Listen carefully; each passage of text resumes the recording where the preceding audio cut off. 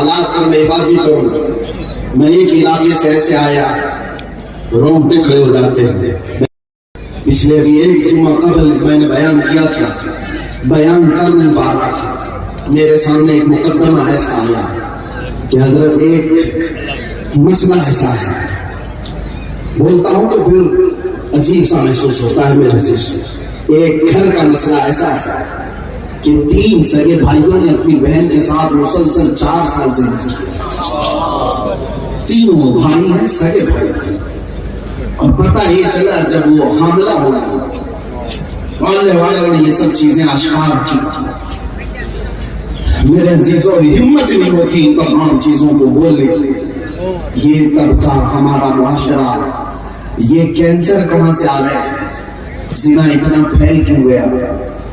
آج ہر نوجوان یہ سمجھتا ہے کسی حسینہ کے گلے میں پھندے مار لینا یہ میری زندگی کا بہت بڑا کام ہے. کون سا بڑا کام کیا؟ یہ تمہاری آنکھیں صرف حسیناؤں کو دیکھنے کے لیے 24 گھنٹے تم انٹرنیٹ پر ننگی تصویریں دیکھتے ہوئے اپنی آنکھوں کی حیا کا قتل کر چکے ہو. جن آنکھوں سے کبھی ہم تمنا کرتے تھے کہ آقا آپ کی زیارت کرنا چاہتے ہیں, ہم اپنی ان آنکھوں سے کیسے زیارت کی تمنا کریں؟ ہاں, یہ فیس بک, انسٹا اور سارے سوشل میڈیا کے اکاؤنٹس. نوجوانوں میں تم سے پوچھتا ہوں کہ آئے بے حیائی کے دم پر تم اپنی دین کا سودا نہیں کر رہے ہو؟ یہ زنا سب سے زیادہ عام کیوں ہوتا جا رہا ہے؟ ریپ کیوں بڑھتا جا رہا ہے؟ میں قانون کے کارندوں سے بھی پوچھتا ہوں, کیا ہمارے دیش میں سزا نہیں ہے؟ 376 اوکسو نابالغ بچیوں کو, ارے ہم نے جیل میں دیکھا 20-20 سال کی سزائیں بھی ہوئی ہیں, عمر قید کی سزائیں, پھانسی کی بھی سزا ہوئی.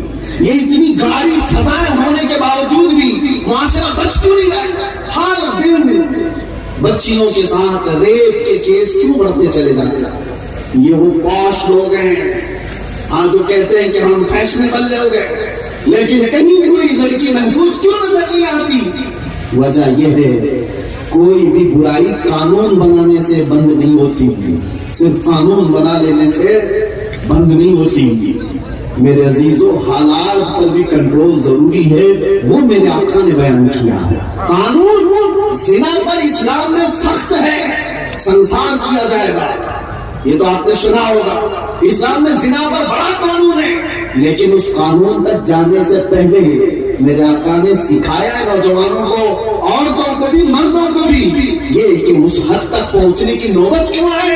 اے نوجوانوں, وَقُلْ لِلْمُؤْمِنِينَ يَغُضُّوا مِنْ أَبْصَارِهِمْ, اللہ رحمان اپنے نبی سے کہتا ہے, اے محبوب آپ کہہ دیں ایمان والوں سے اپنی نگاہیں نیچی رکھیں, اپنی نگاہیں جھکائے رکھیں. اور عورتوں سے کیا حکم ہوا؟ وَقُلْ لِلْمُؤْمِنَاتِ يَغْضُضْنَ مِنْ أَبْصَارِهِنَّ وَيَحْفَظْنَ فُرُوجَهُنَّ وَلَا يُبْدِينَ زِينَتَهُنَّ. اللہ فرماتا ہے محبوب عورتوں سے کہہ دیں, ایمان والی عورتوں سے کہہ دیں, وہ بھی اپنی نظروں کو نیچی رکھے اور اپنی شرمگاہوں کی حفاظت کرے اور اپنی زینت کو لوگوں کے سامنے آشکار نہ کرے, اظہار نہ کرے. یہ جب اس کا امپلیمنٹ ہوگا تب یہ ریپ رکے گا.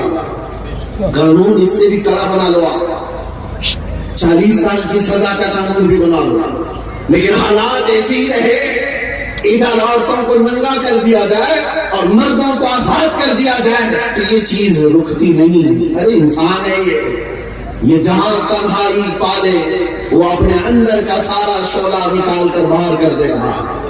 پہلے ان تمام لیکیج پر انگلی رکھی جائے جس کو اسلام نے ہمیں سکھایا. جہاں سے ابتدا ہوتی ہے اسلام نے وہی روک لگائی, ابتدا ہوتی ہے آنکھوں سے, شروعات ہوتی ہے آنکھوں سے. ارے دیکھا ہی نہیں ہوتا تو جسم بھڑکتا کیوں؟ اسی لیے قرآن نے زنا کی سزا تو یہ بعد میں بتائی ہے, پہلے کہا کہ آنکھوں کی حفاظت کر, اپنی نگاہوں کی حفاظت کر لو. اور جس کی نگاہوں کی حفاظت ہو گئی, سنو میرے آقا کیا فرماتے, جس نے اپنے آنکھوں کی حفاظت کر لی. اور ایک حدیث میں یہ ہے کہ حضور نے فرمایا جس نے اپنے شرمگاہ کی حفاظت کی, اپنے زبان کی حفاظت کی, میں اسے جنت میں لے جانے کی ضمانت دیتا ہوں. حضور پاک صلی اللہ علیہ وسلم نے فرمایا اپنی نگاہوں کی حفاظت ہے نوجوانوں، آپ تمہاری سب کی بڑی ذمہ داری ہے. تم جتنا سوشل میڈیا پر آوارگی دیکھتے رہو گے، شیطان تمہارے اندر ویسی انگارے بھڑکاتا ہے، ویسے بھی تمہارے اندر برے خیالات آتے رہے.